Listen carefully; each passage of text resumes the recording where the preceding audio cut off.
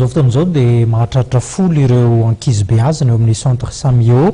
Ny centre Samio iny Andranona Ohatra moa zany dia mitsabo ireny ankizy autiste ireny natao hitezana azy ihany koa. Misy ny programana ny fandaharam-potoana ho an'ny ankizy tsirairay fa dia miompana amin'ny fampivoarana ny ankizy amin'ny ankapobeny ny tena asany ity ivon-toerana iray ity ary izao fanazavana izao.